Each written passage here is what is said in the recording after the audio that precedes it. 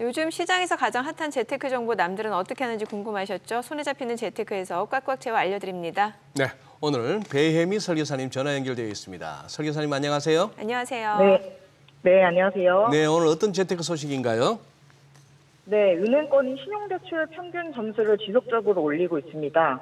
연체율 악화에 시중은행이 보수적인 신용대출 영업에 나선 것인데요. 중저 신용자를 대상으로 영업을 펼치는 인터넷 은행마저 신용대출 평균 점수가 900점을 넘나들자 신용점수 관리의 중요성이 더욱 부각되고 있는 상황입니다. 오늘은 신용점수에 대한 다양한 정보에 대해 짚어드리도록 하겠습니다. 그러니까 시중은행이 신용대출 등급 기준을 강화하면서 이제 900점이 넘는 신용점수를 갖고 있어도 시중은행에서는 대출받기 어려울 수도 있다 이런 얘기인가요?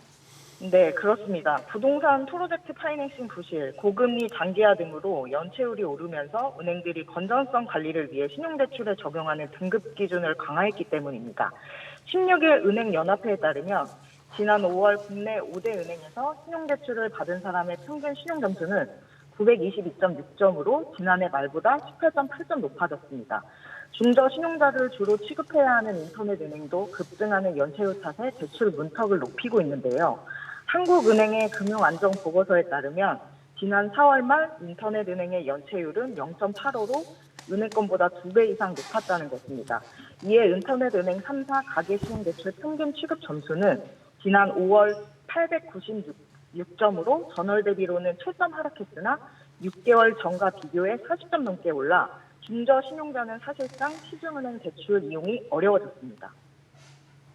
네, 대출 받으려는 분들은 이제 신용점수 관리가 어느 때보다 중요한 시기가 된 것 같네요. 그러면 이 신용점수 높이는 방법 어떤 것들이 있겠습니까?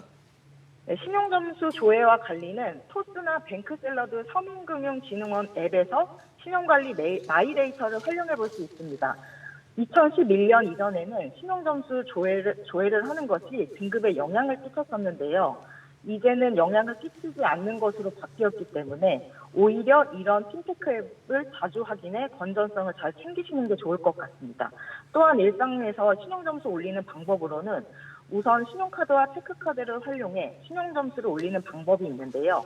첫 번째로는 최초로 만든 카드 중심으로 오랜 기간 사용하는 것입니다. 이 방법은 신용점수를 만드는 평가 요소 중 신용거래 기간과 관련됩니다. 따라서 카드를 여러 개 만들기보다는 꼭 필요한 카드 2-3개 정도만 만들고 이런 카드 중심으로 최소 6개월에서 2년 이상 연체 없이 꾸준히 사용한 것을 권하고 있습니다. 두 번째는 이렇게 발급받은 신용카드와 체크카드를 적절한 비중으로 사용하는 것인데요. 이는 신용거래 형태와 관련이 있습니다. 보통 신용카드와 체크카드를 7:3이나 6:4 정도로 활용할 것을 권합니다. 또한 본인의 소득과 지출, 신용 등을 고려해 한도를 관리하되 이용 한도의 30에서 50% 내에서 사용할 것을 권합니다. 만약 이용 한도를 꽉꽉 채워 사용한다면 부채 수준이 높아져 신용 점수에 부정적인 영향을 끼칠 수 있습니다. 신용카드와 체크카드를 활용하는 방법 외에도 생활비 통장 자동이체 신청, 개인정보 업데이트, 신용 설문조사나 비금융정보 마이데이터 등록 등도 적극적으로 활용하면 신용점수를 올릴 수 있습니다. 핀테크 업체들도 신용점수 관리 서비스를 제공하고 있는데요. 마이데이터 서비스 활성화로 연동 범위가 확대되며 금융 소비자가 다양한 정보를 손쉽게 이용할 수 있을 것으로 전망됩니다. 네. 근데 신용점수 관리에 있어서는 또 올리는 것만큼이나 또 깎이지 않는 게 굉장히 중요할 것 같은데 신용점수 안 깎이게 하려면 어떻게 해야 되나요? 신용점수 관리를 위해서는 두 글자를 기억해 주시면 됩니다. 바로 연체인데요. 연체와는 절대 친하게 지내지 않는 것이 우리가 신용점수를 올릴 수 있는 방법이라고 생각해 주시면 될 것 같습니다. 또한 결제 대금을 미룰 수 있는 서비스 리볼빙이나 카드론을 장기간 이용하다 보면 신용점수가 내가 생각했던 것보다 훨씬 크게 걷잡을 수 없이 떨어질 수 있습니다. 수수료율도 굉장히 크기 때문에 신용점수도 깎이지 않고 수수료도 내지 않을 수 있도록 리볼빙과 카드론은 최대한 멀리 하시는 게 나의 신용점수를 잘 지키는 방법이라고 할 수 있겠습니다.